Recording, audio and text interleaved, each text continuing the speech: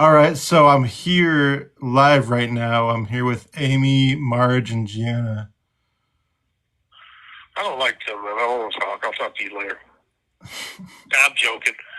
I'm just being an ass, man. What's up, man? uh, Okay. so let's continue from the other night.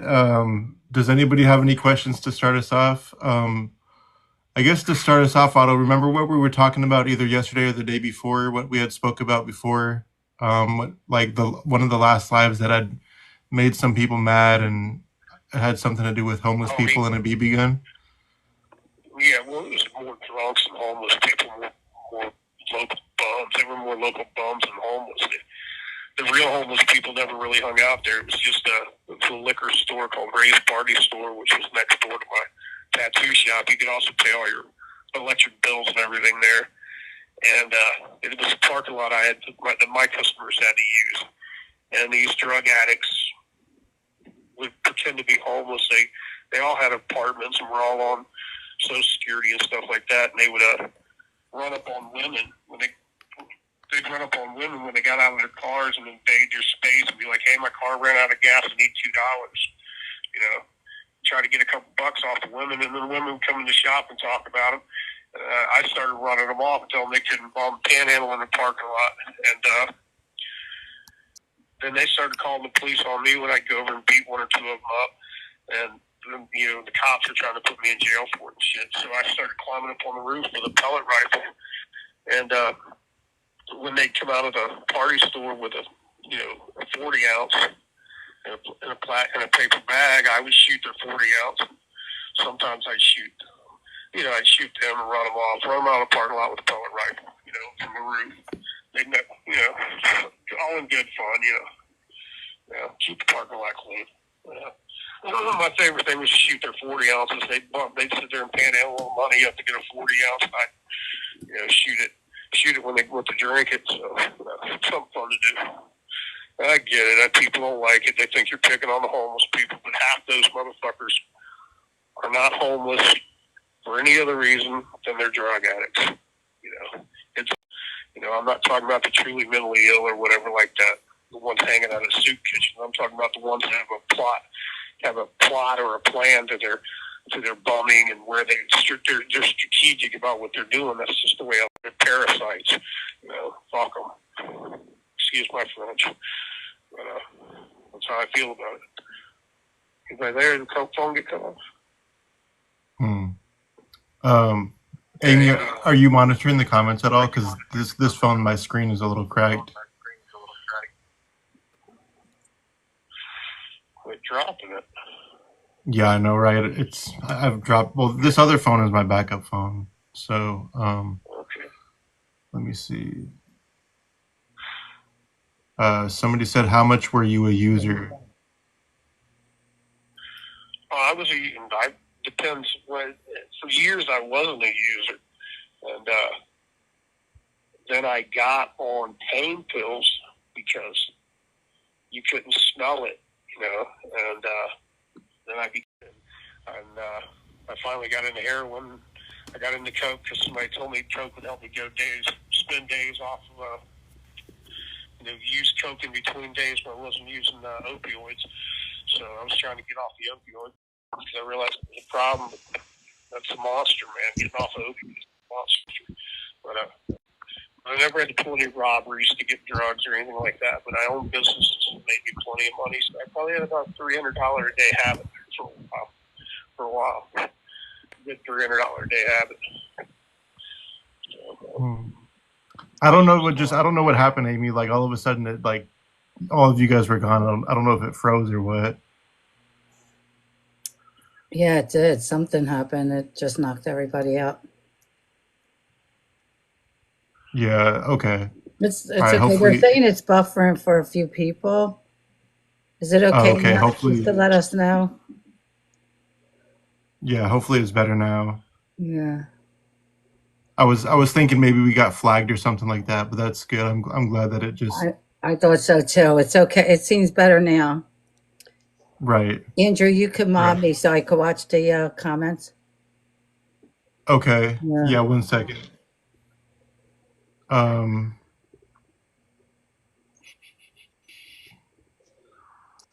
Does anybody else have any questions for the moment? Hopefully it's fixed now. Marge, can you just type something so I can find you? Because I'm It looks scrolling up and I better. don't see you. It looks better now. There you go.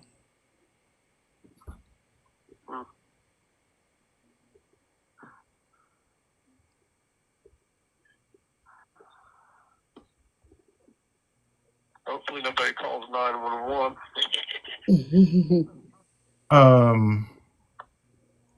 Somebody said, do you feel like a hypocrite regarding the rugs? Regarding the rug. I'm trying to figure out what they mean by the rug.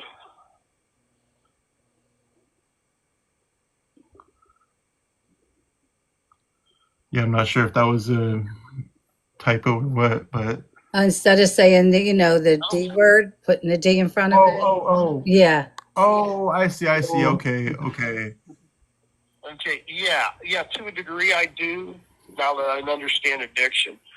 But I never let my addiction become somebody else's problem. I always worked, and I always took care of it. And I'm not talking about going after homeless people who are badly mentally ill and can't function in society. I'm talking about going after addicts, rug addicts, who choose, who don't own a car, but they'll go buy a $1 gas can at the dollar store and stand in front of a liquor store and bum money to buy gas for their car and invade people's space. I never really bothered with them until they started invading my customer's space. And women are so easy. If you get in their space and you give them a chance to give you $2 to get out of that space, they'll give you $2. And, it's just, and that's what they were doing. And I just started running them off. So I don't feel hypocritical about running them off, but I understand, now that I understand addiction a little bit, I understand what they were doing. But there's, so yeah, to a degree, I feel hypocritical. Because I was a rug addict. Wow, that's wild. So somebody asked, you specifically went after those type of people, the rug addicts? If they were in that parking lot, I was subject to party with them. But if they were interfering with my business, yeah, I went after them. If they were in that parking lot, after I told them, go down the street, go panhandle down the street, take this shit on.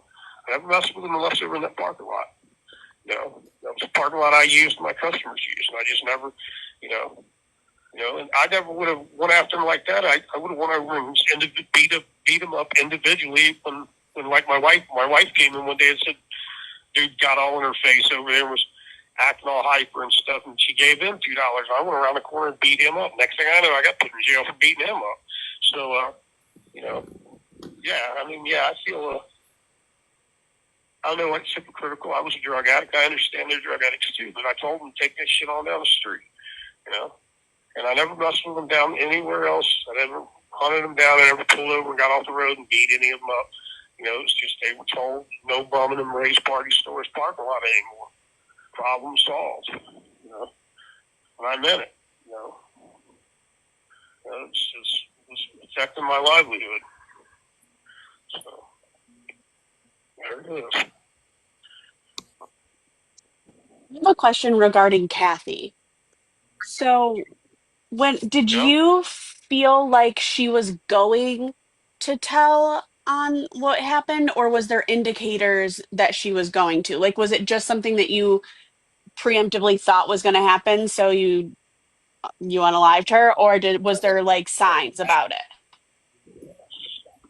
Man, this is kind of bad to talk about, to be honest about. Her teenage daughters, were in the house. It was when I went to the house, Sandy Molinette's house is where they were in their park. They were relapsing. They still had a big screen TV. They had nice furniture. Wasn't like a crack house or somewhere like that or a drug house. It was a house where the people in the house were relapsing. There were several prostitutes there with their kids, and Sandy Molinette had kids. And there was a 26-year-old guy named there who was curled up on the couch with a 16-year-old, one of Kathy's daughters, 16.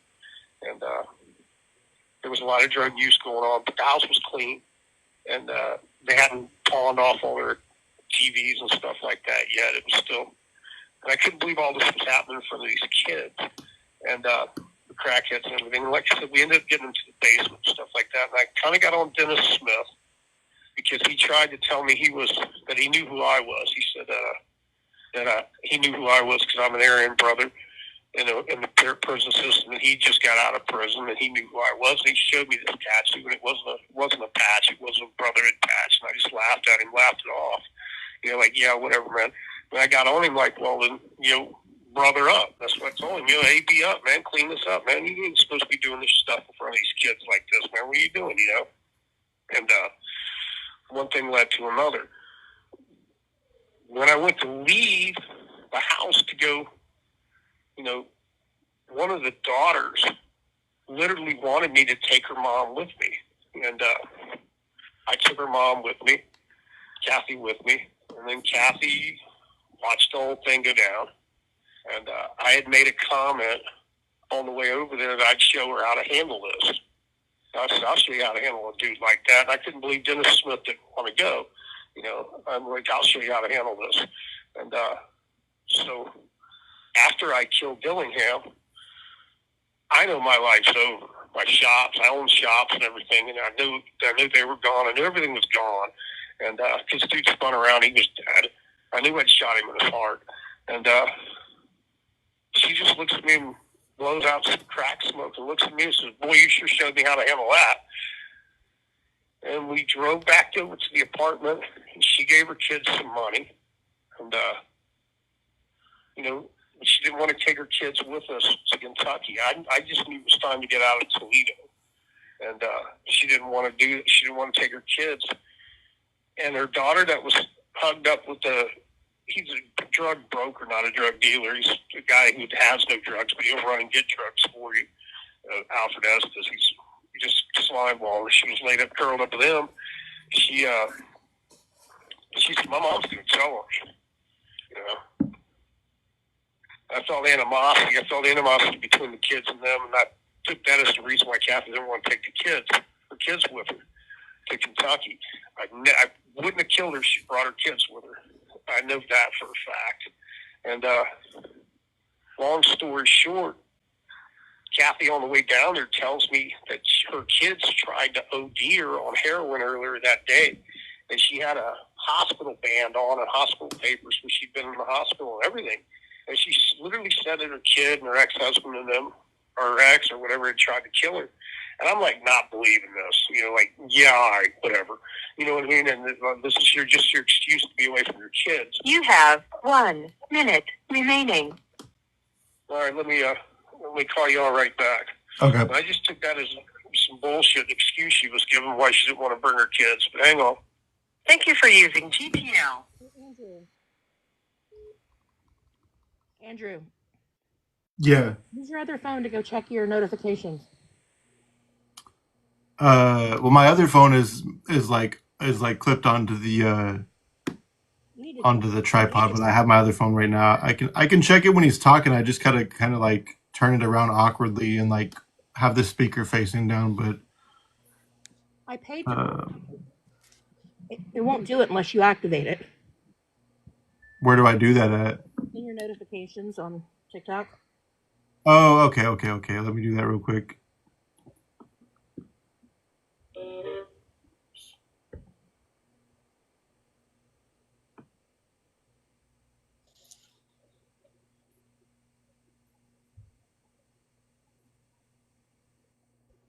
Okay, confirm. Okay, sweet. Thank you. That's cool. I didn't know you could do that. Did it do it? Hello. This is a prepaid debit call from Otto Smith. an inmate in a Trumbull Correctional Institution.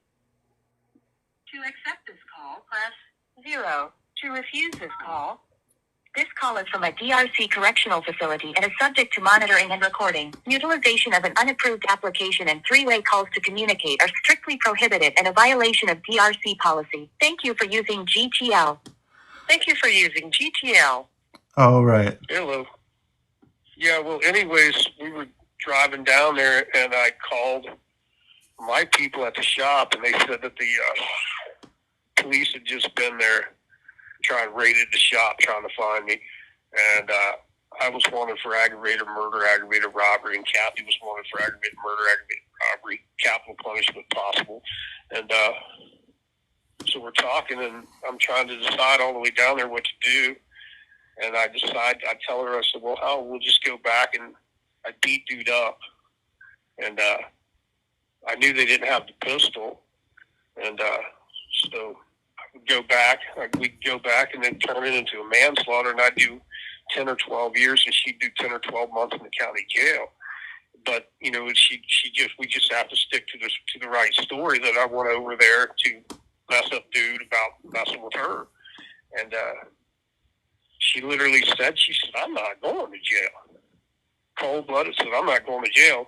And out on top of her, I mean, we talked for about an hour or so drive. It was only a 4.5, 5-hour drive to where we were going.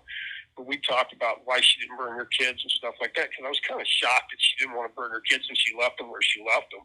And she said they'd be all right. They knew how to get to her mom and dad's house. And, you know, I just was kind of shocked. And I was sobering up, and she was starting to get sober and get angry because she was having to get sober. Because you're on the road, you can't stop and buy drugs. And I wasn't in the mood to stop and buy drugs anyways. And I knew my life was pretty much over. I had to figure it out and figure out how to get out of it. And so I figured I'd go back and face a manslaughter, you know, because he'd been beaten and then shot. And I knew the holster was still in the room. The gun holster was still in his room. And who's to say it's not his gun? I mean, I took, you know, that's the only thing that was taken out of that room was his gun and a little bit of money. But, you know, I just figured we could play it out. So she said it and I said it. No, nobody, me and her, knew what happened in that room, you know, and we could make it into a manslaughter. And she said she wasn't going to jail. And I could see her right then and there telling the cops anything they wanted to hear, you know, and that's, a lot of people don't know that that's what the cops, that's just a lot of the cops get witnesses to say what they want them to say to get them out of trouble. I could see her telling the cops anything they wanted to hear to get out of trouble, to get herself out of trouble. And then I knew that I had the same detectives on this murder that I had on the manslaughter in '97. And I knew that they were not happy that I got found not guilty of that manslaughter. So I just knew that, you know, they were going to stack the table and stack it up against me. So I just decided, I said, okay, I guess you're not going to jail, because there was literally no other option. She was going to go to jail, or she wasn't. And I knew she'd get back to Toledo and she'd try anything she could to keep from going to jail. So I made a decision, you know. So okay, I guess you're not going to jail, you know. You know, settle for option 2. And I just pumped myself up and got to thinking about, you know, how her own kids were against her and stuff like that. And, you know, she left her kids in a crack house. She had her daughter curled up with this fake ass drug dealer and shit like that. She was just allowing all this shit to happen. So I just pumped myself up and put her to sleep. Next, you know, that was that, you know. I just viewed her as worthless and useless. And, that's what happened. Amy, somebody asked if he can talk about some of his other victims as well. Do you have a list somewhere nearby of the victims you guys have already talked about? We only started talking I don't know. her and Kennesaw. Kennesaw? And what else? But Otto knows that the only way he described her for me was dopehead whore, and I said I can't Google that. Oh, okay. Is there much to talk about when it comes to the Kennesaw one then, Otto? Not much. Just somebody that tried to short me on some dope. Incidentally, I went home to see my parents and my sisters, and the winter January-ish, February of '89. I wrecked a car, so it's the dates, but I can find the dates. I forget exactly when it was, but I wrecked a car in Atlanta, so or Marietta. So I wrecked it good. It was told that I had to fly out of Atlanta to fly back. So the dates are there, and my old parole officer looked it all up. And but I went home, and I was in a pretty bad mood when I was leaving. I left Florida, of course, and I was in a pretty bad mood. And I made it to Atlanta from Ocala and decided to stop. Normally, I would have just driven straight on. It's only 18 hours from Ocala to Columbus. And I stopped in Kennesaw, got a room at the Kennesaw Inn, and went to, I want to say it was Danny's Rock and Roll Palace down the way on 40 or somewhere, something like that, some kind of club.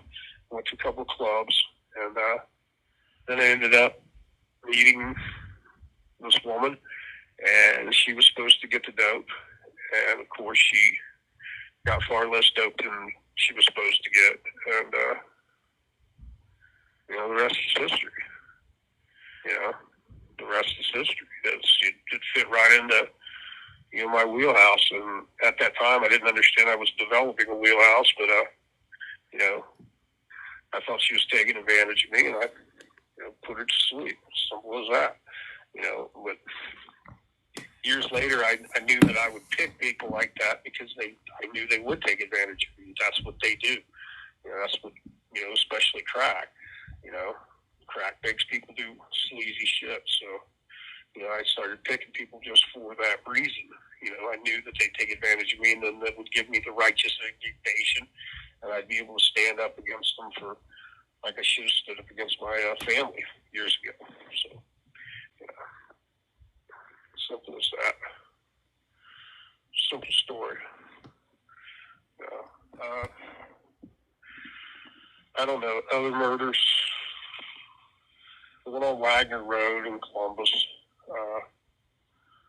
I'm questionable about the ones I talk about. I talk about the ones that the police have already investigated and I know they know about. The one on Wagner Road, there was a rather large white prostitute with a Texas accent. She had a skinny black pimp with her. And I guess dude really thought he was a pimp, like from the 70s, one of them 70s style pimps. He had a snakeskin ball cap. And he was a bit of a smart ass. And he wanted to buy a gun. And at the time I had a 25 automatic for sale. And he didn't want it. He wanted something heavier because according to him, 25 would bounce off a car window and you couldn't kill anybody or hurt anybody with a 25. And I just got tired of his shit and looked at how he was using this broad at the hotel. This hooker he had with him, and looked at how he was using her and thought about my own sister. I put a bullet in his head and ruined my car. Stupid. Bullet head wounds bleed so much. And it was a 73 Dodge Charger Crusader with 51,000 miles on it. And I ruined it. Just ruined the whole interior of it. And I took him out to Wagner Road, and I hit him back behind some fields on a fence line where nobody ever went. Maybe some deer hunters went out there, but nobody really ever went out there. And then I went back to the hotel, and I told his girl that he wouldn't be coming home.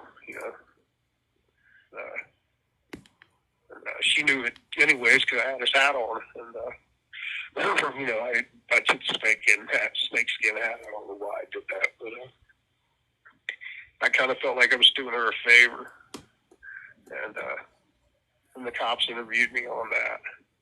And I told them I didn't know what she was talking about. She was out of her head, and then she must have took off back to Texas or something because they left me alone. It didn't come back up again until 2009. Yeah, 2009.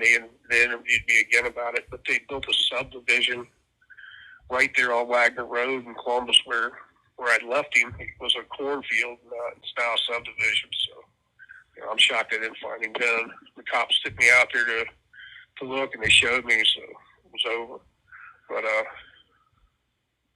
yeah, and I mean, you want to hear about more, and I'm sick. You guys want to hear about it, and I'm sick. No, we have a question. So one question is, did you ever pick anybody basically at random? And the other question is basically, what are you getting by telling your story now?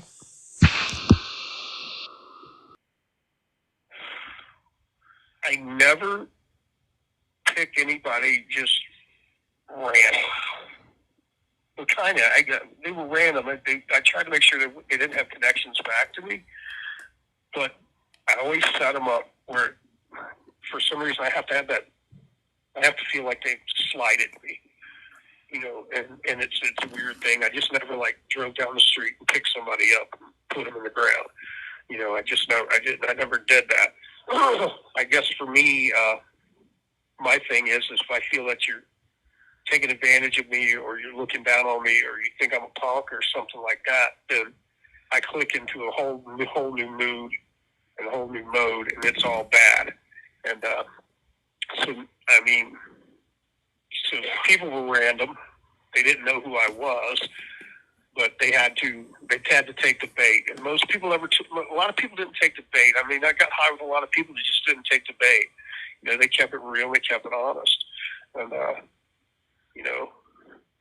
there's been times when I'd sit there and I'd get high and I'd ask these girls, what put you out here in the street? And then they tell you, and stuff that happened to them in their childhood. And you'd want them to take you over there, so you take care of fuck the dude up that hurt them, shit like that. But that seldom ever happens because there's so many years in between their events and stuff, and normal people don't process. They don't want revenge like I do. And what was the second half of the question? The second half of the question What is, was the second half of the question? why do you want to tell your story now? Because I say it all the time. I have 4 grandsons and 1 granddaughter. And they need to know that I was a slimy SOB. They need the truth out there. The truth needs to be out there, so they don't, in any way, shape, or form, attempt to emulate me. The last thing I need is with the N-word mentality around the world nowadays, and the fanfare for M's. There's a lot of fanfare around them. You know what I mean?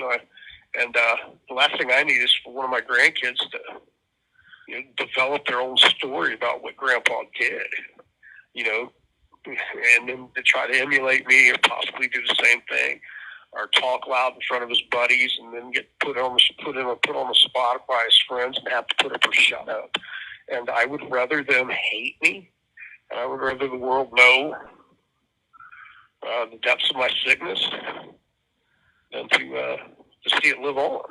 To see it live on. And Kathy's kids too need to hear it too, because like I said, the one girl, the one that told me her mom would tell on me, ended up beating this little kid so that he's crippled, And You have 1 minute remaining.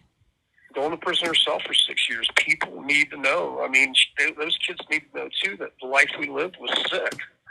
It's not being a thug is not where it's at. I mean, there's no glamour in it. I mean, you watch TV and they glamorize thugs and stuff like that. And we're low lives.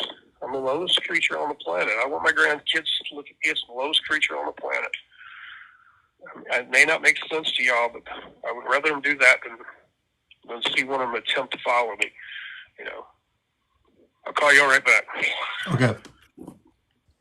Hey, last thing I'm going to say on that subject is to answer that question is I've lost most of my family support. They don't write me. I don't get Christmas cards or anything. Since I've started being honest and talking and doing these podcasts and stuff, I've lost girlfriends. I've lost old friends and stuff like that because it's just too much for them, to accept. And I've got one sister of mine that says she'll never talk to me again. So I don't get anything out of this. I'm hoping in the future it pays off that my grandkids don't want to be anything like me. And maybe somebody else's kid will hear this because there's, somebody else's kid will hear it and they'll get it through their head that this isn't the life you want to live, that there's no glory in it. There's you don't have to be tough to kill, to M somebody. You know what I mean? You don't have to be tough to do that. It's not hard.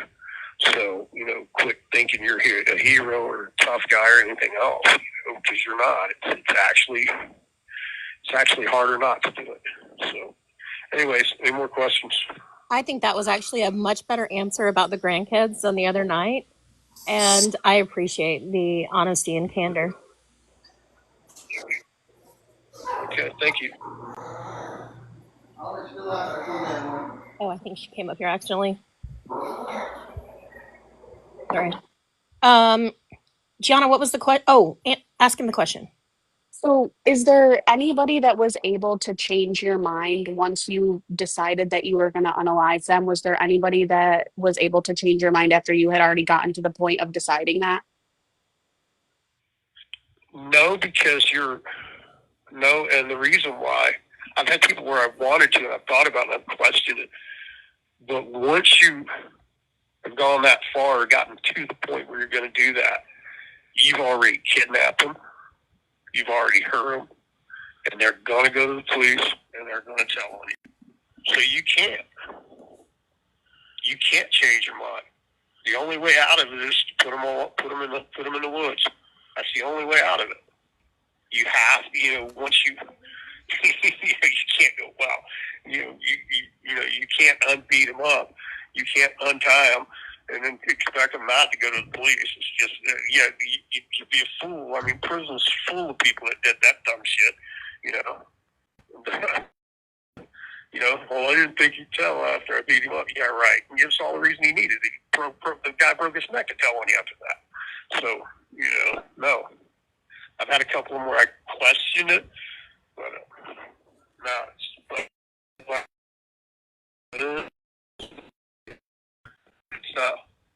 I have a part two Melissa Tillery? to that. I have a part I had an add-on uh to that question. Did you know where you were going to put these people prior to, or was it something that you thought about after the fact? Like, did you scope out an area before, or was that something that you had to come up with after it happened? I've always liked going in the woods and hunting, so I kind of remember areas. And I learned a long time ago that people just don't walk up and down the sides of highways. They really don't. Those woods that line the highway, people stay out of them.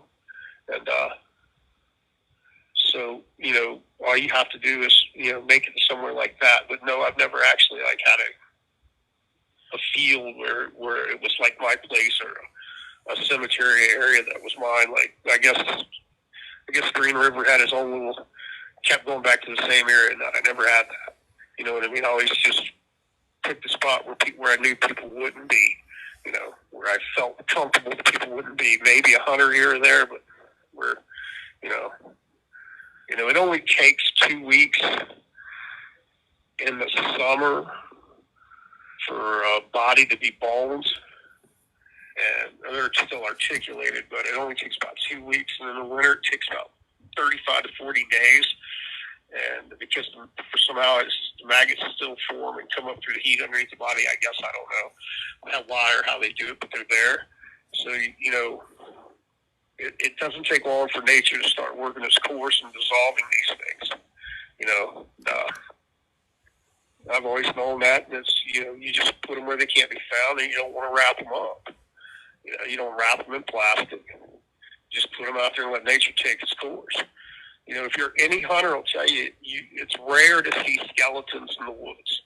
I mean skeletons of animals. But think of all the deers that have to die every year in the woods, besides the ones the hunters get, but the ones that die of natural causes and the raccoons and stuff like that. It's just kind of rare to run into there. That's because nature takes its course and it spreads those bones and it gets rid of them. It's you know, it's a sick fact. I mean, you wrap it in plastic, it stays together. You bury it, it stays together. You throw it out there in the high grass and let raccoons and animals take care of business. So, Hey, Otto, have you ever yeah. have you ever revisited any of the scenes? Have I revisioned the scenes? Yeah, all the time. I think about some of them all the time. Revisited them. Revisited? Oh, revisited? No. Yeah, kind of, but no. I mean, once or twice I went out there. I went to one or two of them, make sure nobody had been around, but I didn't go out there to, like, go look at what was going on or anything like that. You know, I pretty much knew what was going on. So, but yeah, I went out there to make sure nobody had been out there. But I used to drive by one scene where I planted a couple people. I planted two of them. I got two of them one morning, and where I put them was on my way home, so I naturally had to see that all the time. But I don't recall ever going out there for the sheer sake of going out there. You know, it's or to relive it or whatever like that. You know, but Did you take I any regret trophies? Hillary. Huh? I couldn't hear you. Did you take any trophies?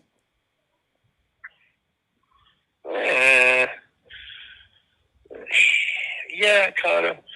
Most of these people wouldn't have trophies. You know what I mean? You know, we're not talking. I took the guy's snakeskin ball cap, was leather, fake snakeskin, and that was a trophy. But we're not talking about a lot of people with a lot of trophies. I didn't cut off any body parts or anything like that. So, no, nothing of that nature. You know, I think a lot of that was because I knew it was a bust. You got to remember that I spent those years in prison, and I learned real quick how easy it is to get locked up, and what's a bust and what's not. You know, and this is before DNA even, but I learned pretty quick that, you know, there's a lot of guys in jail for taking things from crime scenes, and you just don't do it, you know. You just don't do it, you know. So, but, you know, I don't need it to relive it or anything or think about it or anything like that. I don't need to look at a gift or look at a trophy, relive it or anything like that. I think I took a pocket knife, you know, pair of hemostats. This person had on a pair of hemostats for a roach clip. But no, nothing I could say. I didn't have a trophy cabinet. Okay. Any other questions? So just to catch everybody up, this is Otto Smith, and he's talking about his crimes. He's talking about what made him do it, things like that. Just to answer some of the questions, he's 58 now. I got that right? There's 16 or 17 victims. Yeah. Call it 17 for sure. Closer to 23. But I'm not 100% certain. What? You're killing me, man. That changed. I'm not 100% Jesus. certain. There's some of them you just don't want to talk about. I'm not interested in going to certain states and dealing with death row and all that crap, dealing with vigilante prosecutors and crap like that. But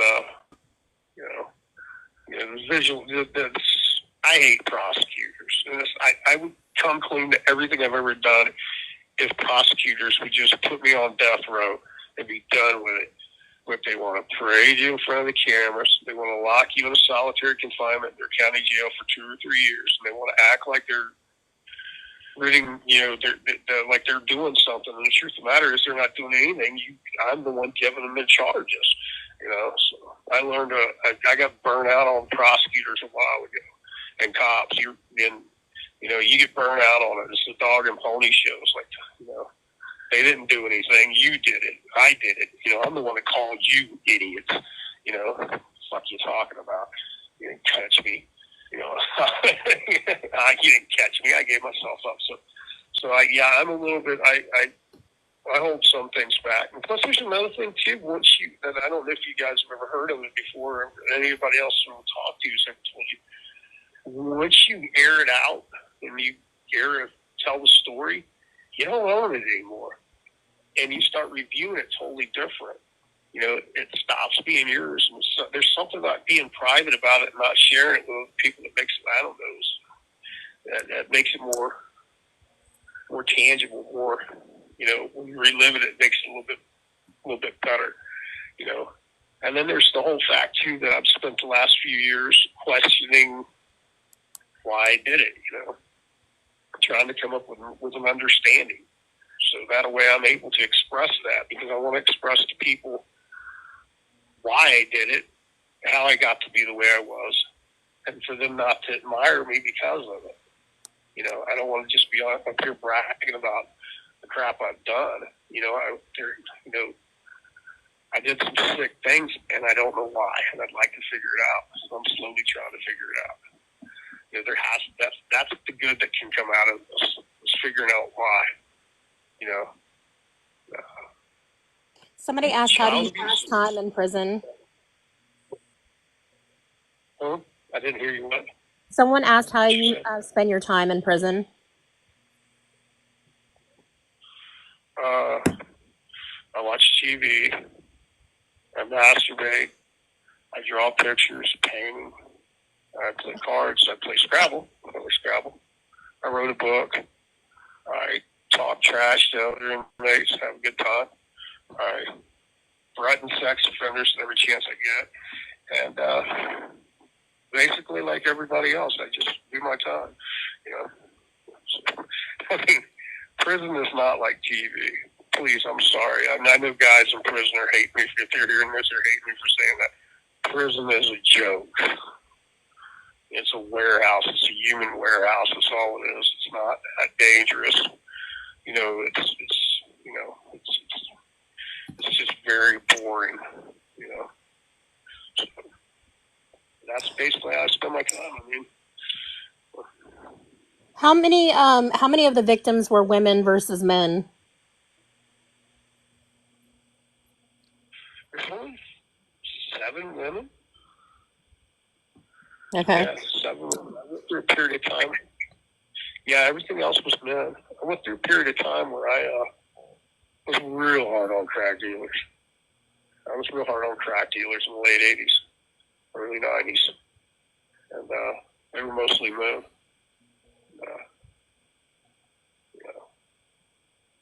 So, yeah, it's not a lot. There's a lower percentage of women than there is men. So I think a lot. How do you get 1 minute remaining. people want to know if you published your book. Yeah, I'll tell you how to get on. I'll tell you about that when I get back off. I'm going to call you right back. This is going to cut off, okay? Okay. Call you right back. Yeah, publishing the book. Yeah, it was published by a little company called Blowboy Entertainment, and it's at Walmart. It's on Amazon.com. It's at Barnes & Noble. It's everywhere. It's called Life Against the Current. Life Against the Current by Ernest Otto Smith. And it's out there. It's a fictional story. But I try to explain a lot of how I feel in it, how I view the world. I know I view the world fucked up. My lenses are cracked. And I try to express that. You know what I mean? So, how they get cracked. So, any more questions?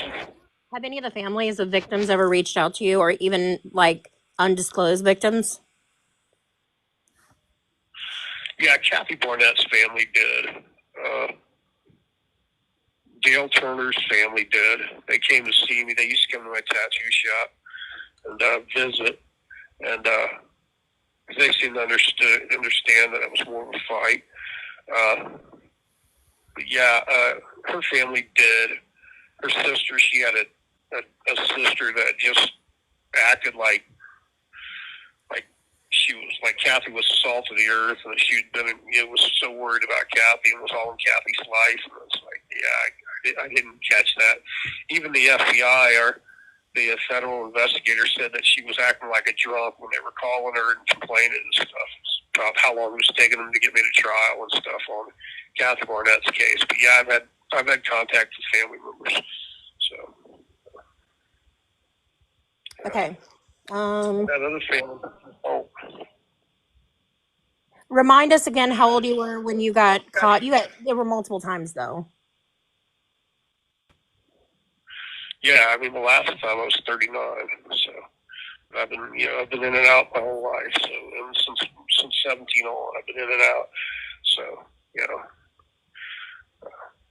and people have to realize too that I wasn't out there snatching up PTA moms. So a lot of families haven't gotten a hold of me or haven't cared because, well, they knew the lifestyle their family member lived. I know that's defensive of me or cowardice of me to take, to hide behind that fact there that these people were in the street with me and equal participants and try to portray them as equal participants in their own downfall. But it's the truth. I mean, that's why a lot of their family members haven't gotten a hold of me and stuff. So. Otto, somebody asked if you could do it all over again. What would you do, or would you do the same thing? I don't know who I'd be right now if I did it different. I'd like to go back to 17 and work it out with my therapist and come clean then and start over there. Everybody wishes they could go back, I guess, and relive life. But I don't know who I'd be right now. I don't know if I'd understand my nature the way I understand it today if I'd have done that, if I could go back and relive it all over again. If I could go back and know everything I know about myself right now, well, yeah, I'd love it because I wouldn't make those mistakes. But other than that, no. I mean, I'm pretty comfortable with the fact that I'm learning to figure myself out. Let's put it that way. I'm learning to figure myself out. That's the best way to put it. Okay, so we have a lot of people in here because Andrew's hosting tonight, so it brought in a whole new group of people. Can you kind of back up and give some history to the abuse you suffered and stuff as a kid? Yeah.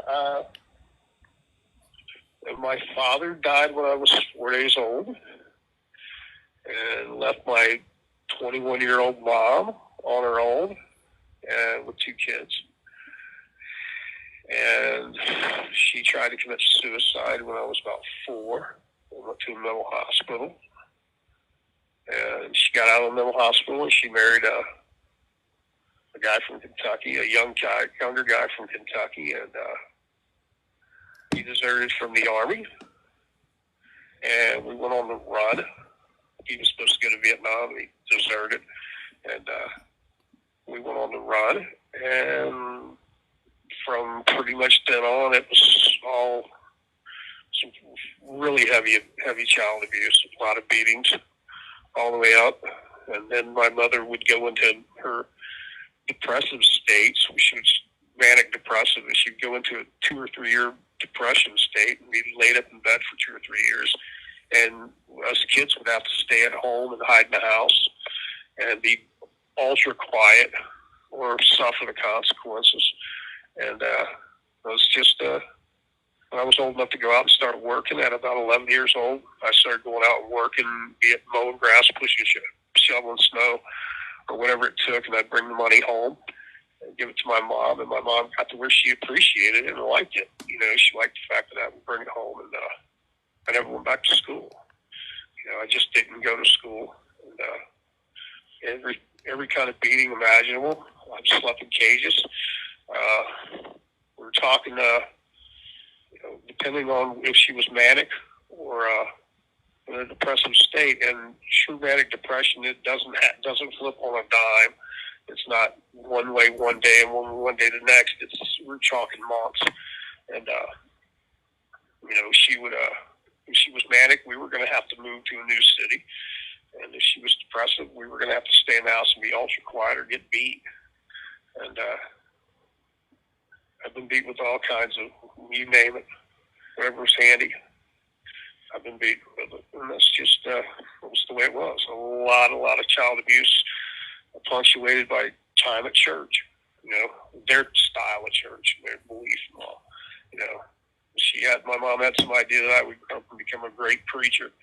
So I don't think that worked out too well for her. But yeah, I mean, I don't. I guess I should go more into the child abuse and all like that, but I see it as, you know, I'm not trying to get sympathy for myself for that. You know, that built me, you know what I mean? I don't need to tell you guys, you know, all the ins and outs of that. I guess I could, but I may have to, and I will if I have to. But, you know, there's so many different stories, you know, so many different scars. So, you know, and I feel like I allowed it to happen. You know, I feel guilty. I feel like I allowed it to happen. And I've lived my life since then where I won't allow that to happen again. And that's been my downfall. Okay? That's been my downfall. It's my inability to allow, you know, I don't like being taken advantage of. I felt like they took advantage of me. You know, I felt like a fool for letting them do that to me. So, I mean, there it is. Hello? Yeah, I'm still here. Mm-hmm.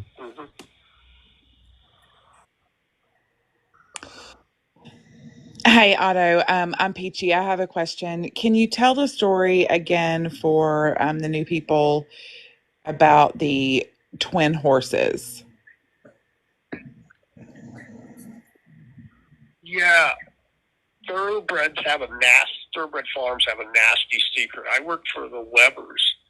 They owned Campbell Soup. Charlotte Weber married Mr. Weber, John Weber. But she was the heir to Campbell Soup. Her brother was the heir to Britannica Airlines and stuff like that. We're talking rich people. They had a 3,000-acre farm in Florida. And, whenever twins are born, you don't want twins. Twins is considered a genetic defect. So the little one is generally will die anyways. The mother cannot nurse both of them. She doesn't have enough early milk with the enzymes that the horse needs. So it's generally best to put the littlest one down, and that's what they do. But they don't register it on the jockey registration. The mare and foal man doesn't write it on the books that the mother had twins. You just don't write that down, because the minute the foal stands and nurses, its insurance kicks in, and the owner of the mare owes the stud fee for that foal. So it's like a hidden thing. They don't want people to know that there's twins, and the youngest or the smallest twin the sickest twin is always put down, and it's not put to sleep by a vet. It's put to sleep by a groom, a mare and foal man, a farm worker. And, I learned quick that's what happened. I remember trying my hardest to talk to them to let me take this little foal and try to keep it alive. And they wouldn't let me because they didn't want it to ever be known that they had twins. So the second twin always has to die due to financial reasons. So, the foal was put to sleep, put down, and I was given the job of taking it off to the dump, which we had a private dump on the farm, and that's where I put it. That's where I was told to carry it and mark it across the field, off to the dump, put it in the dump. It was pretty sad. Yeah, because it was little cute foal. The foals are so cute when they're first born. So, Do you think that's part of the reason that you say, when you refer to the things that you've done, you say you put them down or you put them to sleep? Do you think that that's one of the reasons that's why you put it that way? yeah, and I do, and I also think that it's the old Yeller syndrome that it's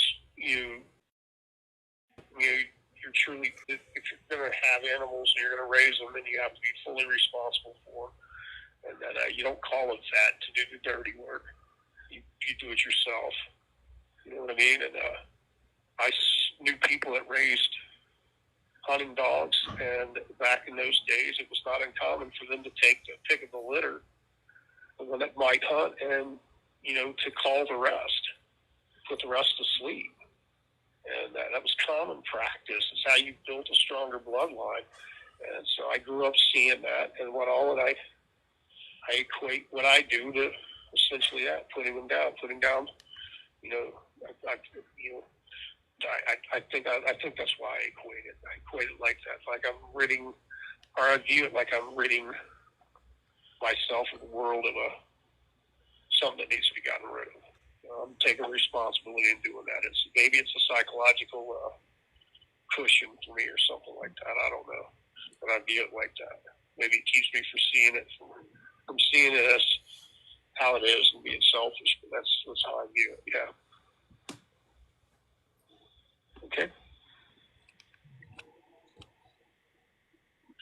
Thank you for answering that. So we have some questions. Someone wanted to know, did you get your GED? And I thought about the same thing yesterday about any college courses since you've been in. I know some prisons do that. So any education since you've been in?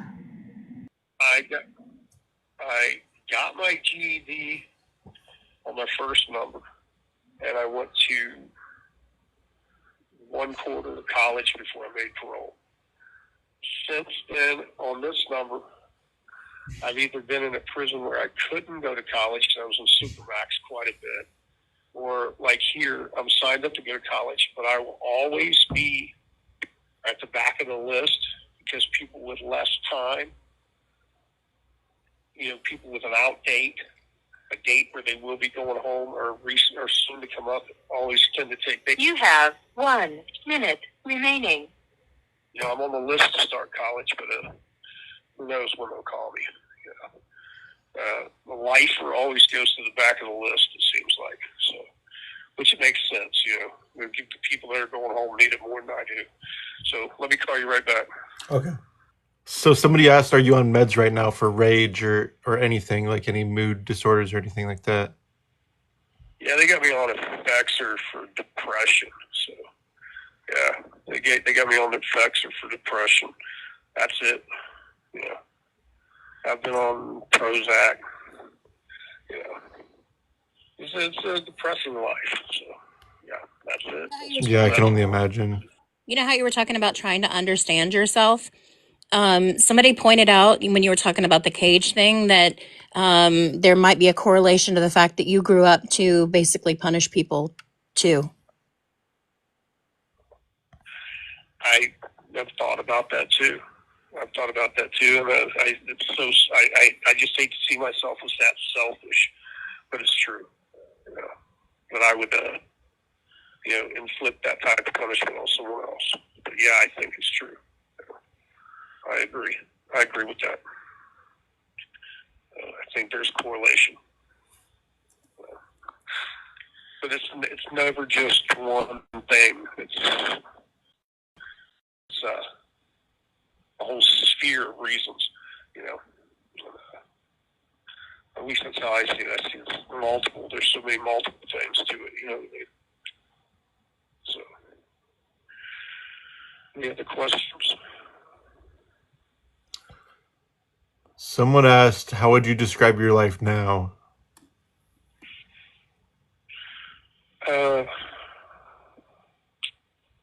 Existing. Yeah, pretty much existing. I mean, I'm not hungry. I don't get high. Just pretty much in existence, It's biding my time, I guess. I sell myself this idea that I might get somewhere where I can find a hole in the fence. And that's just, it's a lie. I know it's a lie, but I sell myself that lie. And, other than that, I'm just existing. I'm biding my time. I'm just doing time. That's all it is to it. Without it, I'd have no hope. And I'm the type of person, if I realize mathematically that I have no hope, there's no reason, I'm not going to hang out. I'm not going to hang out. I know exactly what I do. If I tell myself my grandkids need me, my son needs me, I have relationships with them and stuff like that. So I hang on. Without them, I mean, I know me, I do the math, and so I'm not going to hang out. I'm not going to sit here and do the rest of my life. We're going to make it a short one. But that's the truth too. So someone asked, are you glad you got caught?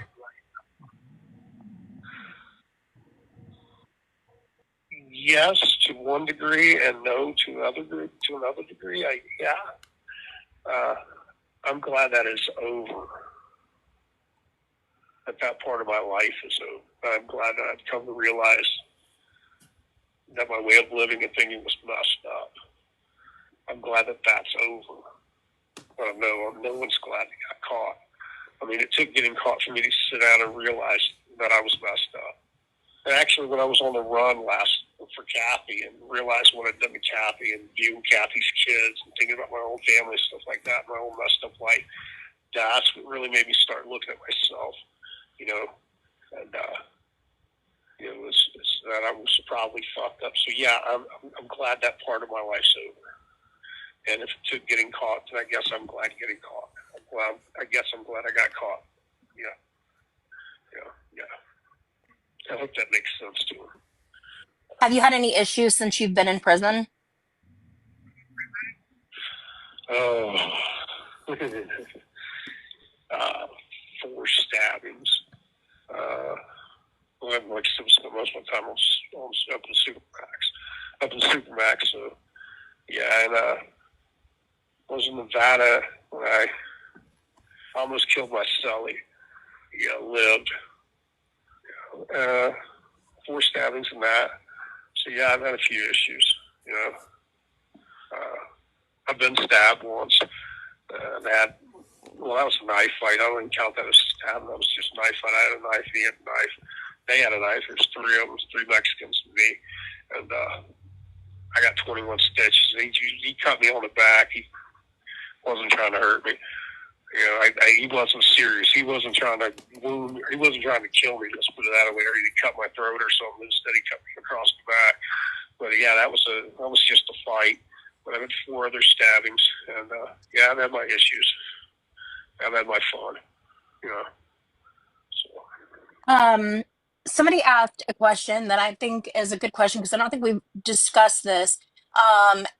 Did your mom or stepdad, did they ever ask for forgiveness, or did you ever give it to them? My mom never did. My stepdad, he came up and I was debating on killing him or not. And I couldn't figure out how to do it without my sister knowing, because he came up to visit my sister. She was living in the same town as I was, running one of my tattoo shops. And I couldn't figure out how to off his dumb ass. And her not know I off this dumb ass. She would have known if he didn't show up at home that she would have knew I did it. So, but he looked at all my businesses, my house. At the time I was doing really good and I was staying sober.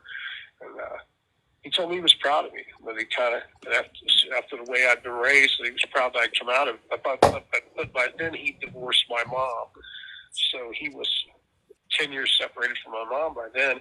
And he kind of blamed his actions on being with my mom.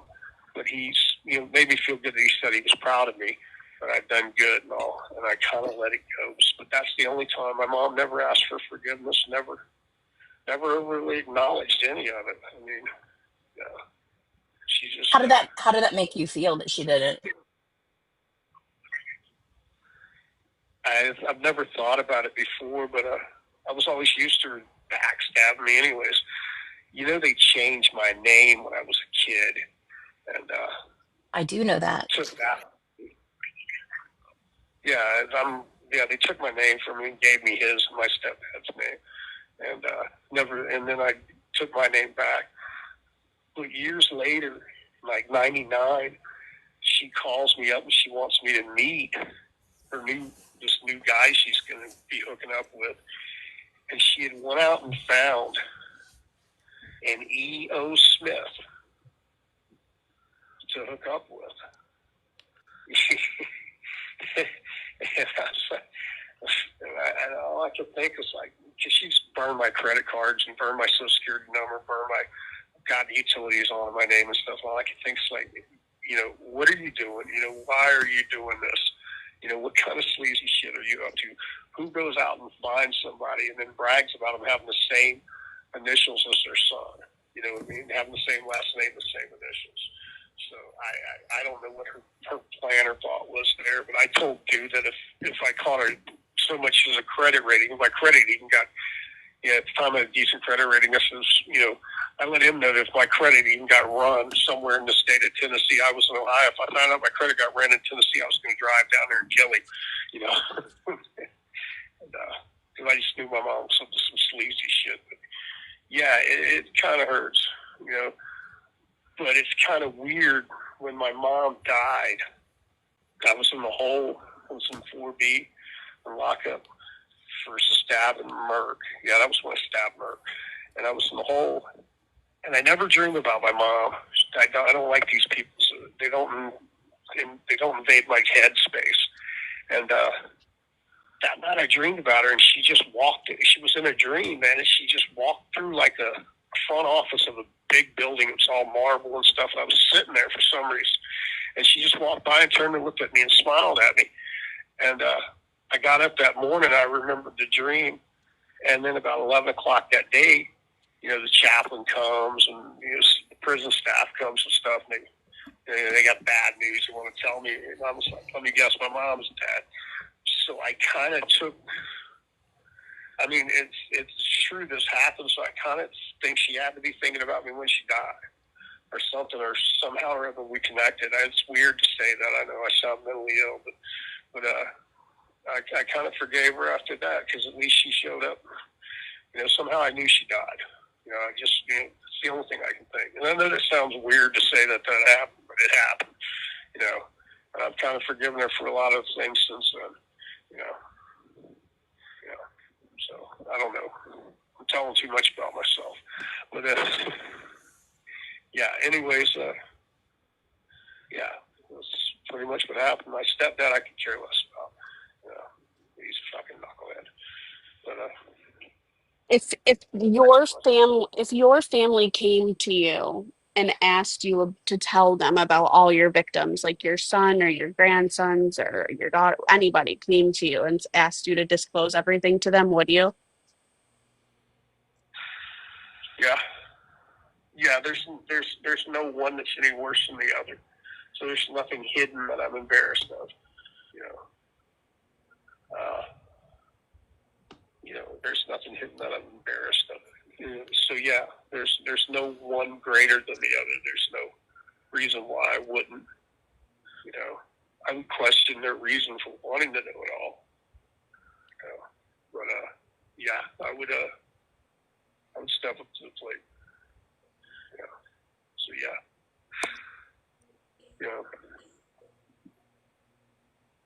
There's none that I'm dealing with in my head that I can't talk about. My reasons are strictly due to dog and pony show and the logistics. If I had a parole officer, an ex-parole officer that was trying to get it worked out where I would have, I forget what they call it, a federal something or other proffer or something like that, I'm allowed to, where I can tell about everything I've ever done and not worry about the prosecution of it necessarily. I'm not talking about getting time or anything. I don't care about getting time. I really don't care about going to death row. It's the dragging me around because it's not nice. I mean, I went into a cage in Grayson County, Kentucky for 6 months and had a camera in the cell, 24-hour camera surveillance. You know, and you're sitting in, and all I could do was read, which was fine. But, you know, you sit in a cell like that, it's not, you've got jailers coming to the door with, extra jailers. They don't trust you, so they're carrying their stun guns out. They're scared to death of you. You know what I mean? It's like a dog and pony show. And it's like, yeah, I'm cool.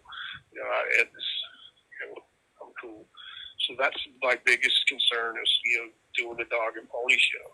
If I could, do a proffer, I guess that's what it's called. You called it something. It's like King for the Day, where you can tell, clear it all up, clear the books. And, but he can never get it worked out where it would happen. So, anyways, yeah, I would come clean. No, I don't have anything sick hidden in the back. I didn't, mutilate any bodies and dance naked in the blood.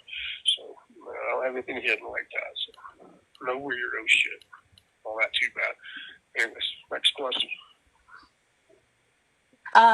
Some people want to know if do you consider yourself a danger to society? Yeah. Yeah. Honestly, yeah. If I'm not in fully, if I was out there using again, or if I'm not in full control of my mental faculties, yeah, I'm a danger. If I get in the wrong mood, yeah. No, I can be honest about it. Yeah, I would consider All right. myself a danger. You have 1 minute Okay. remaining. By the way, before you call back, the name of your book is Page and D Against the Current. Is that right? Life against the current. Oh, that's not what it says on life. here. Really? Yeah. It's life against the current. You'll find it. Y'all then look up that Life Against the Current. Okay. I'll talk to you in a minute. All right. So I have a question for you. So a lot of people don't know the story about Oscar and how Oscar was one that you don't necessarily consider to be the same as the others, right?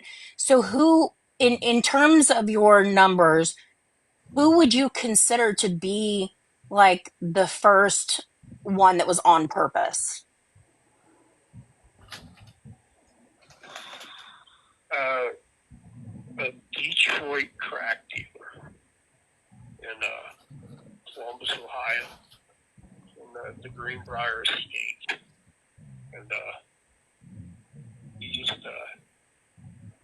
he just thought he was, I guess he just thought he was super slick. And I left before I did anything. And I took stock of the situation after I left, and I went back. And before I went back, I had to go in the door and run a knife early. You know what I mean? And put him down. And just, that there was no, I couldn't guess it. I couldn't go slow. I couldn't tell him to get against the wall. I couldn't tell him to lay down.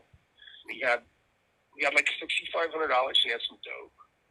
But he was acting like, it was an ounce and a half of dope to him, but he was acting like, because I was getting high, he was like you're a crackhead. Dude, I'm your business customer. What are you doing? I'm sitting with a handful of money. I'm your customer. You don't treat customers bad. You know what I mean? Anyways, he was acting all superior and stuff. So I just said it in my head. And I said, yeah, well, when I go through the door, just go through and plant this hunting knife right in the center of his chest, and try and put him down, put him straight down. They'll take hit that hard and they drop. And that was the first one. It was a decision. I made the decision that he had to die before I ever went home, before I went back to that room, and that's what happened. I hit him through the veins or whatever, through the arteries or whatever. I don't know what I hit, but I hit him, and he dropped like a bad habit. I didn't even need to stab him anymore, although I did, and that's it. That would be the first one where I sat down and actually decided to set my car and decided I was going to go back in there and do this. So another question that people keep bringing up. Oh, go ahead. Sorry. What? We have a lag. I didn't consciously formulate the fact that Oscar was different than by deciding to kill somebody or to do that to somebody. That I didn't come up with that idea until to come to that realization, anyways. Until I sat back and really started reviewing my life. I had to be honest. For years, I bragged about that I'd done something that other kids my age hadn't done. I actually did the M-word to somebody. And I was telling the truth of the matter was, when I got honest with myself, I had to tell myself the honest truth is I didn't M him. I hate him because of his death, but I didn't consciously decide to do that. And then I got to thinking about it, and I learned that there's this conscious difference, that you have to consciously decide to actually M somebody. Whereas anyone can K somebody. It can happen. I don't know. Next question. No, I forgot what my next question was. Hey, give I know me what it like was. 5 seconds. I gotta plug this phone in real quick. Give me like 5 seconds. I gotta plug it in that wall real quick. Okay. TikTok phone's about to die in like a few minutes. I gotta plug it in. Like you mentioned that, I gotta check mine.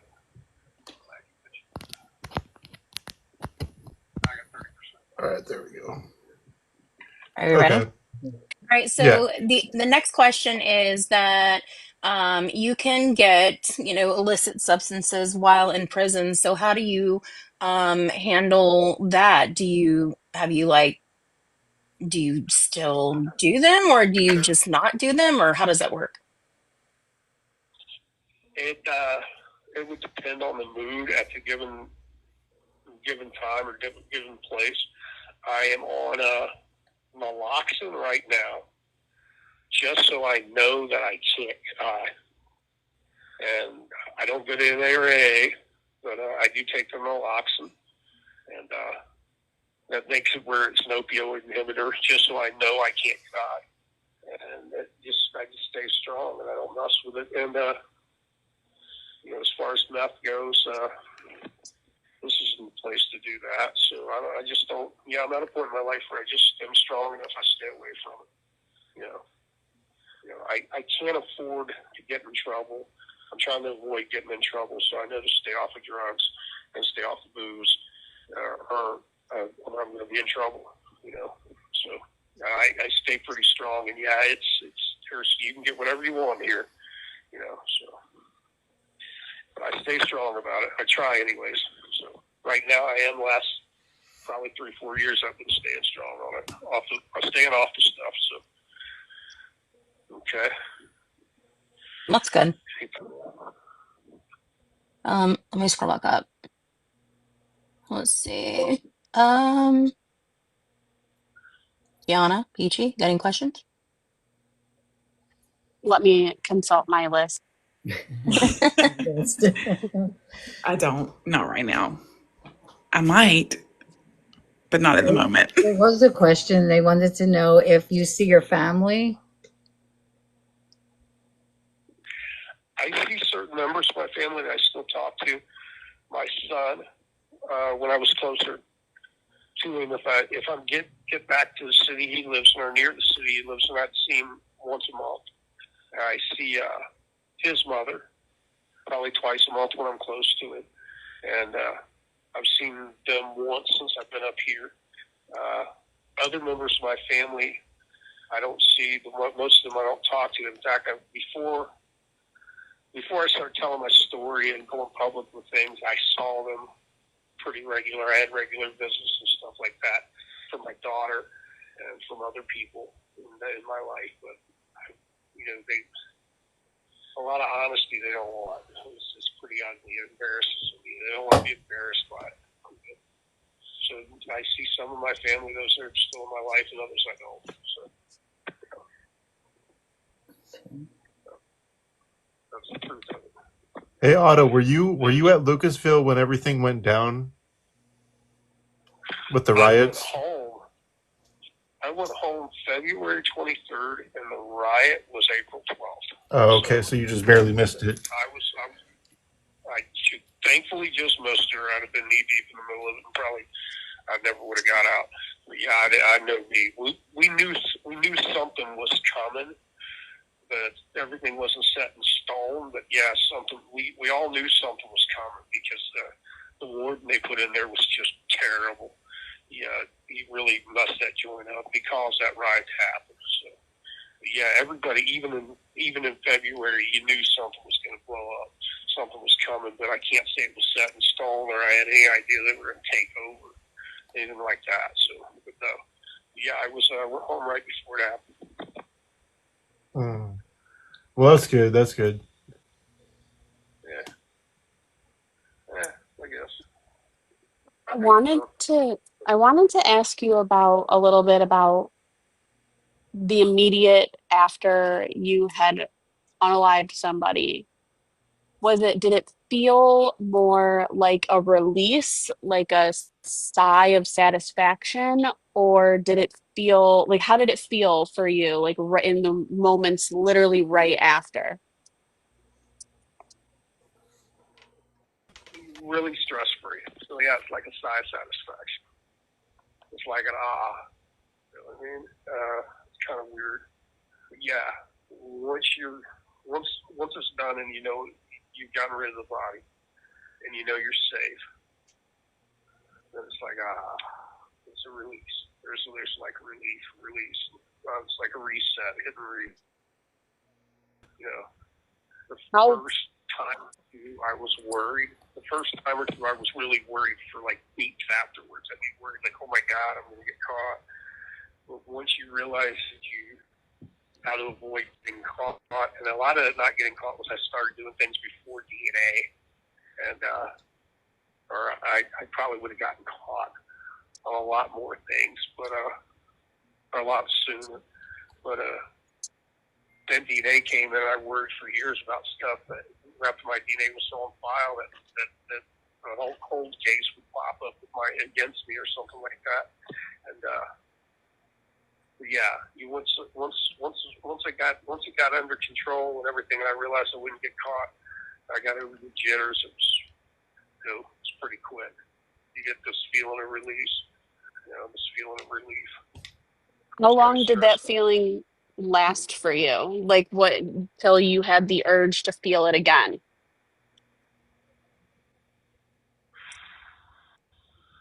Till the stress built up life. It depends on how stressed out my life was. Let's put it, yeah, that's the best way to put that. If life stresses started weighing me down, and I'd get that feeling like, it's time to go out and find somebody, have a little fun. But yeah, but it depends. It would depend if my life was going well and everything was fine, and I would just. It could be years. It could be years, and then it's if not, it could be months. There was a period of time in '89 where I was having a ball. Yeah, it was pretty much nonstop. So 88, 89 was a pretty active time, pretty fun. And every 93 was out for 6 months. 93, and I only killed one for only had a problem once. And 96, 96 once, 97 twice, and I went back to jail. 99 and 2000, 2001 twice, 99, forget, only once 99. Yeah, that's the one I put in the Maumee River. Put the fucking Creek River. Yeah, only one in 99. And, on and on. You can go on and on like that. But yeah, it depends on how stressed out my life was. That's the best way to put it. People have asked what your relationships are like with others that are incarcerated.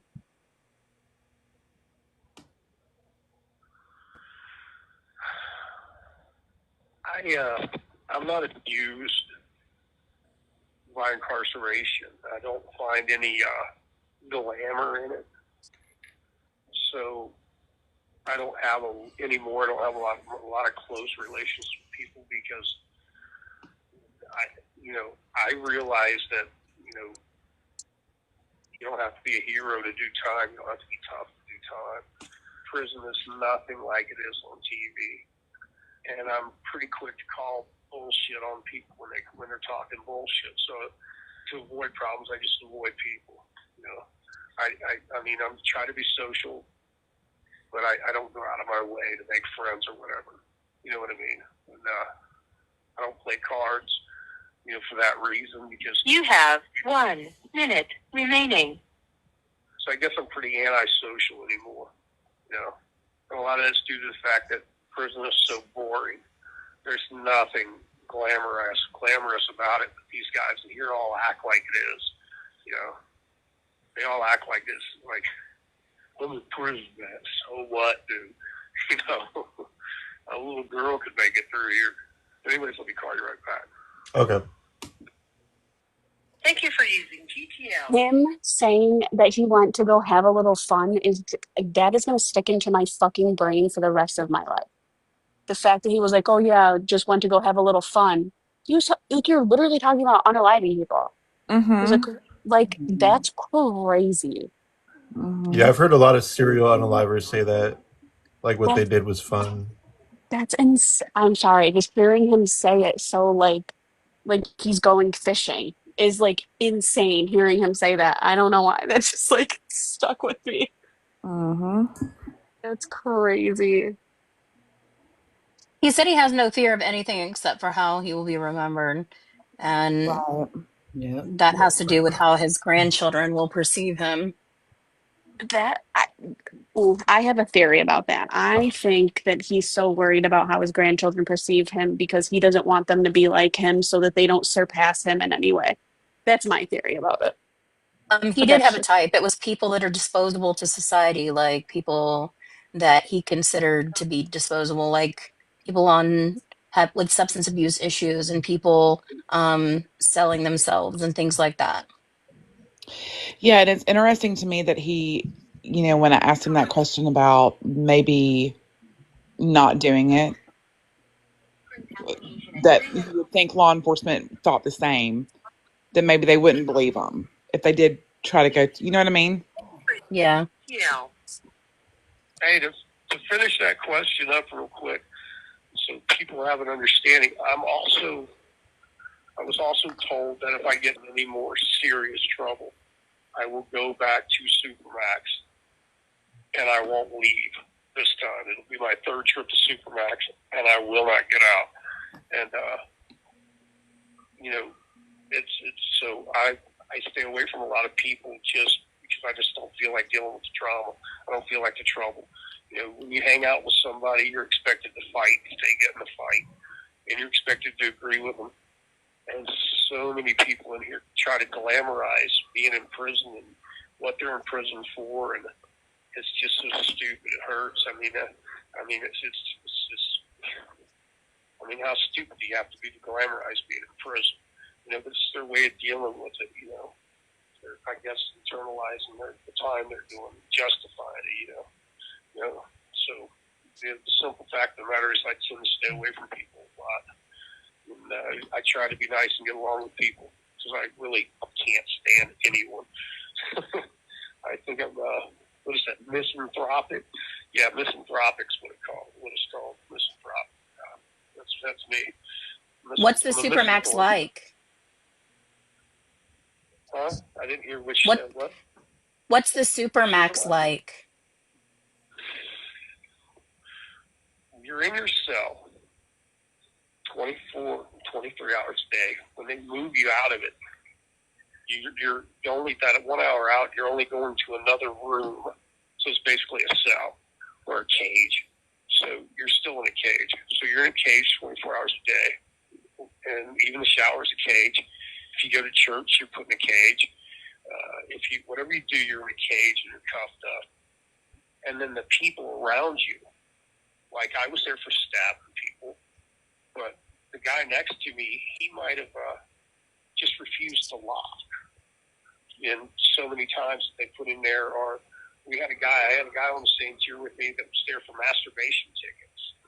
And, they have, when you've got 800 Supermax beds, you've got to keep them filled. So they fill them up with whoever will basically volunteer to be there. I wasn't a volunteer, but then you've got to listen to these idiots talking because they're lonely and they can't sit in their own cell and they don't read and whatnot like that. And they're all going home in a couple of years, and you got to listen to lie and tell stories all day over the tier and yell and scream and shit. And that's what they do. They get up at 6 in the morning, start yelling out the door and telling just completely stupid stories, glorifying themselves and everything. And, very, very few of them want to talk serious or, play Scrabble and play chess or something like that. Tier out on the tier. Here's a way that you can play it. Each one of you have a board in your cell. And, but very few people want to do anything positive. And it's like they're glorifying the fact they're in prison, so you just got to deal with a lot of ignorance. But Supermax is if you get into yourself, you're all right. You just stay in your cell and get into your head. It's a good place to be if you're trying to figure yourself out. Danny, next question.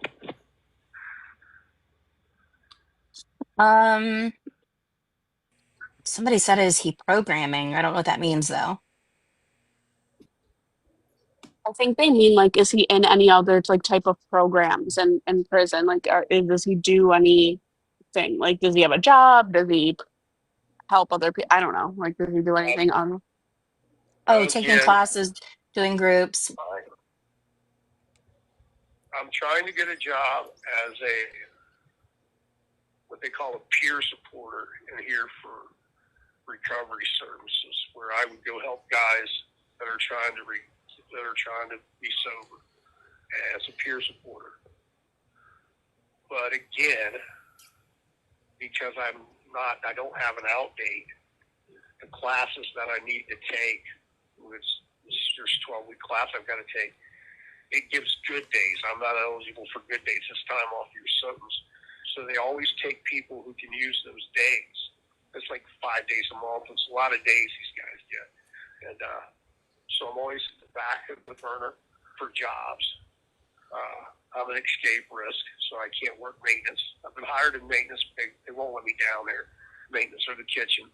So, and there are things I could do when I'm on the back burner because anybody with less time gets these spots before I will because I'm a lifer. And I'm trying. I mean, I'm literally trying. I want to do the peer supporter thing, and I'm just on hold. It's like college. They took me everything. They gave me the test, passed the test, and everything. They put me on the list, but two times college has started since, and 2 semesters started, and I haven't made the list. And that's because people with an out date step in front of me. So that's it. Why are you an escape risk? So I just sit in the cell because I escaped from prison. Did you? What do you think for? About that. I'm heard him just talking about You know, peeking through the fence. why do you think? Sorry. Ugh, I'm so behind. Yeah, I think he did, and I think he said if there was another chance, he'd take it again, right? I remember him Yeah. talking about peeking through the fence. Yeah. Or There's Probably parts for the looking of for second holes in the time. fence, rather. Uh-huh. Yeah, but he already did it one time, Mm-hmm. Mm-mm-mm. Yeah, that's which what is they're I missed that part. looking crazy. for. Listen, I am working while I'm talking to you. There's no holes in the fence. That's so crazy that you escaped. So brilliant. Yeah. How And Autumn. the long best how thing long was did you like, escape for? is that the stupid ass- I was gone 6 days. I went all the way to Atlantic City from Columbus, Ohio. Oh my Yeah. Like a gosh. dummy, I came back. I don't know why I came back. I think I wanted to come home. I didn't want to escape. I wanted to be home. I didn't want to be free. I wanted to be home. So I came back home, and I was at a friend's house, and the next thing I know, I heard the police helicopter. And I kind of knew the gig was up because this friend of mine wasn't as good of a friend as I thought. So they called the police on me, and they took me back to jail. But yeah, I was. If I'd have stayed out in Atlantic City, I'd have been gone a lot longer. But I don't know why I came back. But I got out to Atlantic City and felt lonely, so I came back. Yeah, it was a good plan. I Yeah. succeeded. I followed through. Got all the way away from Columbus, but like a dumbass, I came back. So, but it taught me, don't escape unless you want to be free. Don't escape to go home. So, but the look on the guard's Autumn, face, do this you? guard, my guy, yeah. That's crazy. Do you miss people talking to you like a buddy or like a friend or like shooting the shit type of like speak? Like, do people speak to you often? Like when they do speak to you, very like asking you questions and very just like scarily and not so like like joking around with you or like talking. Like, do you miss that type of interaction with people? Yeah, I do, because here's the type of things you get. You end up in a unit or cell block where somebody knows you. They know your past. And they tell everybody, and then everybody's scared. So that they're on pins and needles when they're walking around you and stuff. And they don't talk to you. Or you're in a cell block where you're judged by your age and nobody knows you. And you're a middle-aged white guy, so you're probably not much of a threat. And especially not the black gang members, so you can't be much of a threat. Just one middle-aged white guy. So you kind of get looked down on. Somebody might try to cut in front of you, use the microwave or something like that. So, but yeah, I miss not having just the buddy system, or having somebody around that has common sense enough to talk about going home and doing something right. If somebody wants to talk to me about going home and doing something right, I'm all for it. I mean, I can explain to them why they have to pay taxes. If they own their own business, why they have to pay taxes. I can explain to them why they, so many things. So many things you have to do. So many positive things that I learned, and I can sit there and easily explain it to them. But you don't get people that want to talk about that. But if you sit down and you start talking about dealing dope, or tell somebody you had a kilo or something like that, very few people really have kilos. If you start telling embellished stories, then everybody will gather around the table and want to hear it, and it's just like I'm just not amused with prison anymore, and I'm not amused with murder anymore. Well, excuse me, with killing, with that aspect anymore. It's boring. There's nothing glorious about it, and so yeah. But I miss people. I miss the friendship, the camaraderie, the ability to laugh. Yeah, I miss that. Any more questions?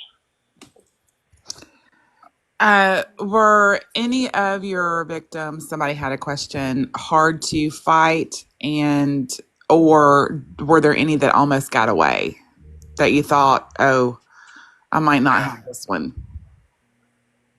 Yeah. Three guys got away. I was in Columbus, Ohio, 1989, and in fact, I've been charged with this one. And her name was Melissa Tillery, and she took me to get some crack. I asked her if she knew where to get some crack, and she took me to this basement of this house, and I knew something was up when we didn't go in the house, but we went down into the basement. She said, we got to go into the basement. So I kind of instantly knew something was up. And she had her little boyfriends down there waiting, one of her boyfriend and a couple of his buddies down there waiting. And as soon as I came around the corner, I kind of already knew something was up. So I just went off and knocked her down and started fighting with the dudes. And when they realized I wasn't going to go down easy and they was putting up a good fight, they took off running and got out of the basement and left her. And I put her to sleep. You know, I walked over and that was that. You know, I was that pissed. You know, again, it was I knew she was setting me up, and she fit right into my wheelhouse. And there were three guys down there.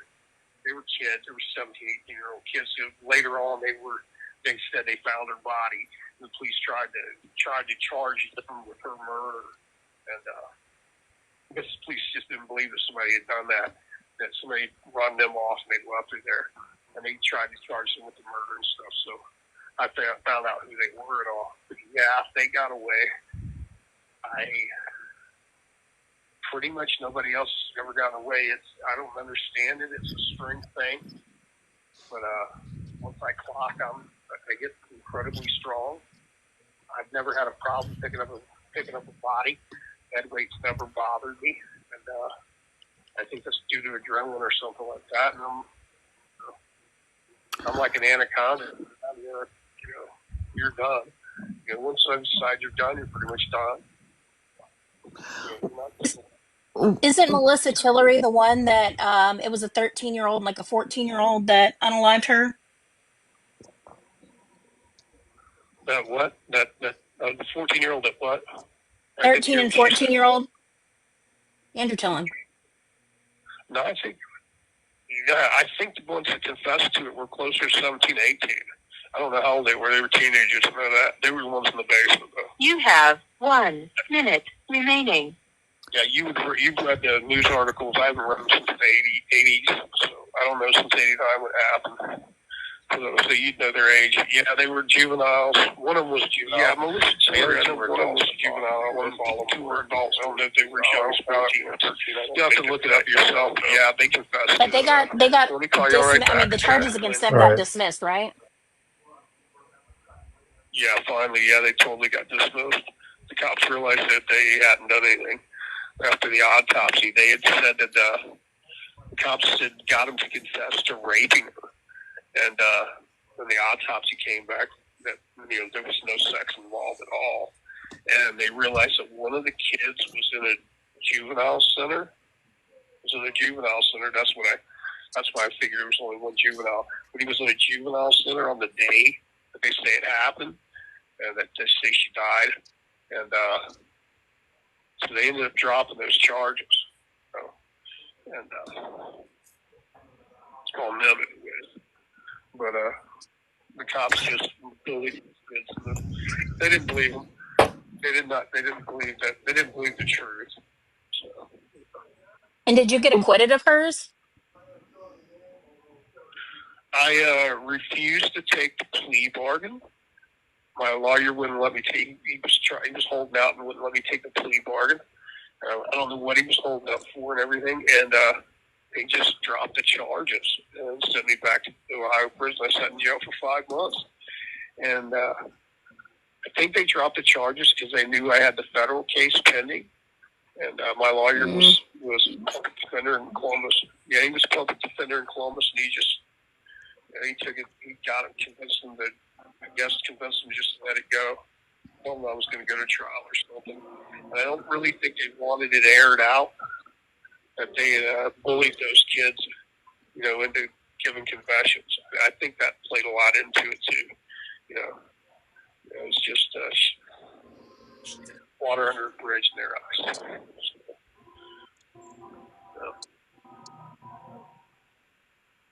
don't Interesting. get along with my attorneys often. I try to manage it. Yeah, I'm listening. What would you say the youngest and the oldest age range of your victims would be? Oh, God. The youngest would have to be early 20s. Yeah, early 20s. And the oldest would have to be 45. Yeah, maybe 45. Somewhere in the mid to late 40s. I mean, the older lady almost died. She almost died. The one that shot at me, I was in her house. She had every right to shoot at me, but I was in her house. She was in her 60s. She didn't die, though. So That's the one when you were 17, right? Didn't you say you were 17 when that happened? I just turned 18. I just turned 18 when I just turned 18. And, yeah, she didn't die, but 45, I guess, would be the oldest. Yeah. So, 20s to 45.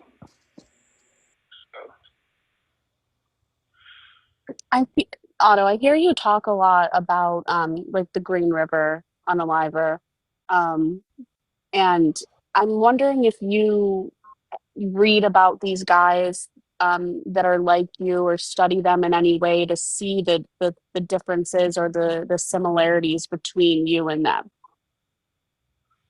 Yeah, I don't really study them because we're not allowed to get those books from here. They don't let those type of books in the prison libraries, and you're not allowed to order them. those type crime books. But I've seen a few TV shows about them and all, and I'm always I'm amazed. It amazes me when they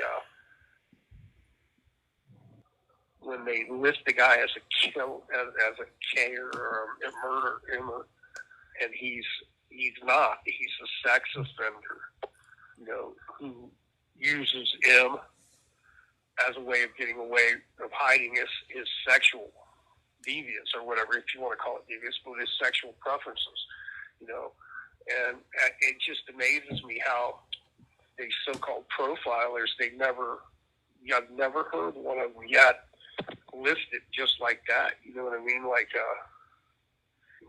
it doesn't make sense. I mean, the Green River guy, from what I understand, he developed a ritual, but he developed it later, and he'd go back and put people in the same place.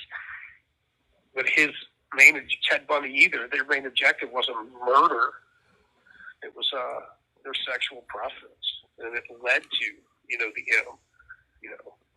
hide it, to get away with it, to carry on, to get away. And that's so.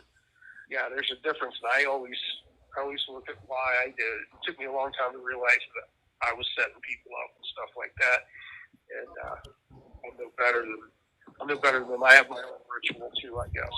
So, yeah, but no, there's no way for me to study them when I see on TV and stuff like that. But it just amuses me. Nobody ever.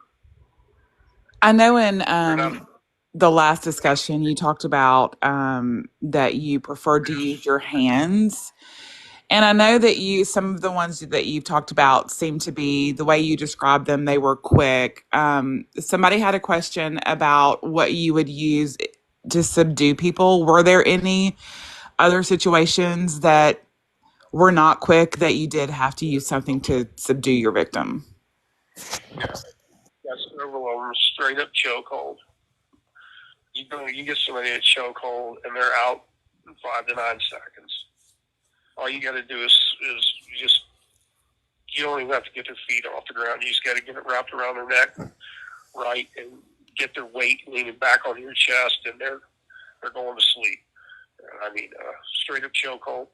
I've had to fist fight one guy for a little while, and and then I finally got him where I could put him to sleep.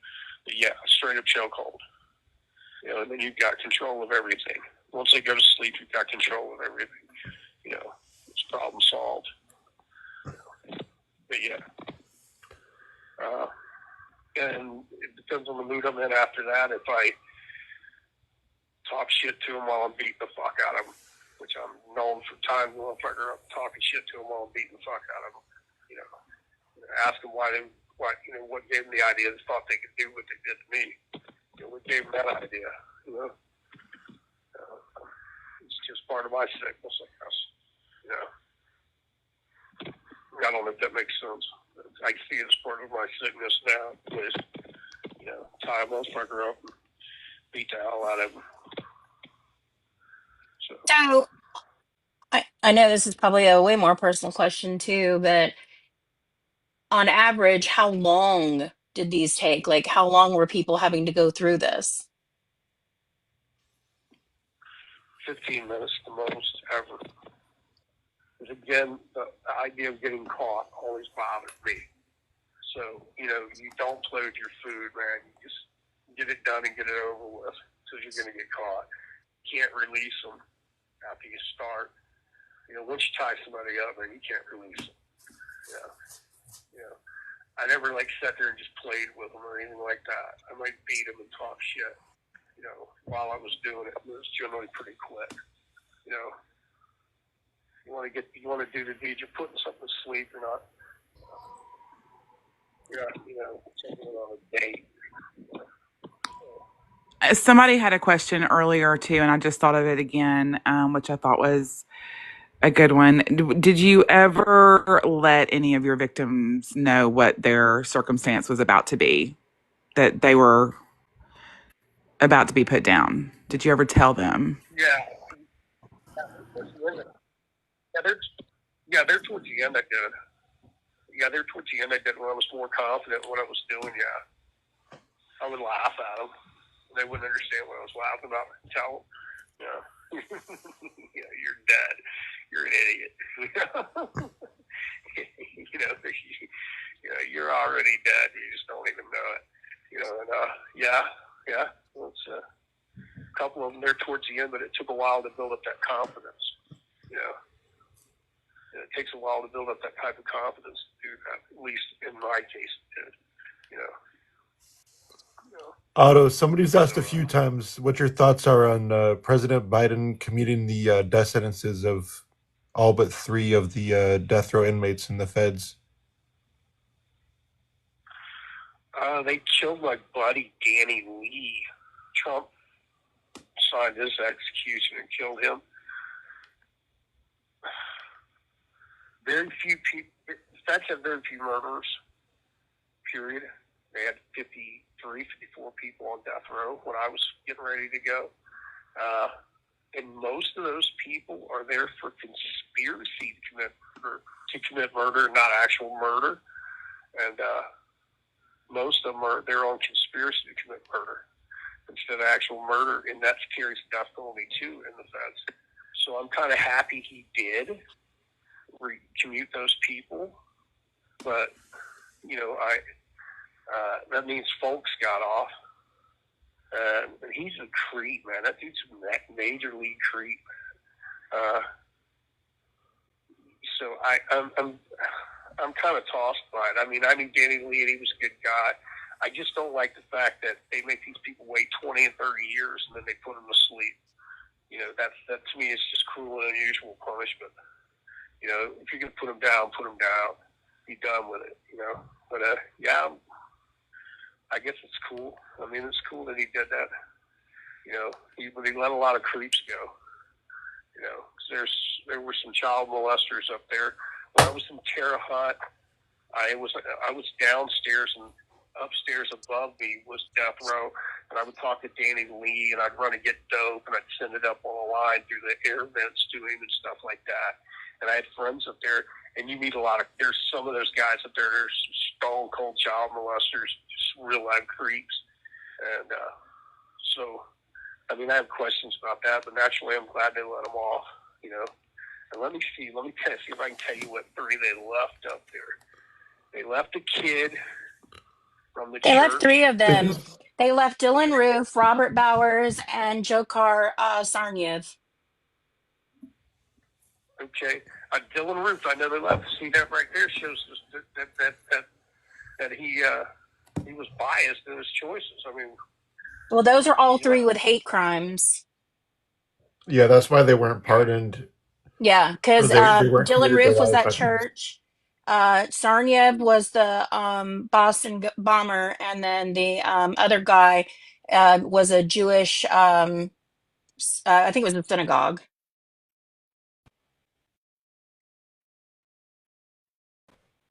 yeah, yeah. But I don't see that if you're going to do it, you can't be biased about it. You know, you can't just leave the hate crime guys on there. I have a theory You about it, don't let though. them all go. You don't let it.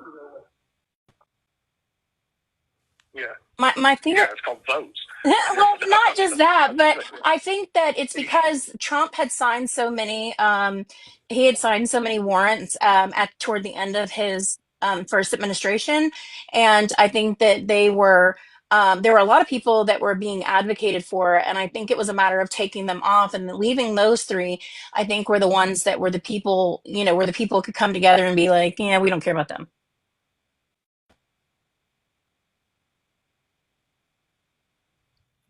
Yeah, well, yeah, that's true. I forget the guy's name. That makes sense what you're saying. I forget the guy's name. He's like a habitual child rapist, murderer, and come on, man, you can't let that dude off. But yeah, I mean, if there's nobody going to get out of the Fed. I mean, once you're in there, you're pretty much you electric fences and everything. So they could have let them all off. I think they should have let them all off for like. And Chad Folks, he escaped from jail, and like You have 1 minute remaining. yeah, they like tied a mother and her daughter to a tree and raped them and then killed them. I mean, he's pretty. For me that out. I mean, I'm not gonna tie. I don't know. Unforbidden.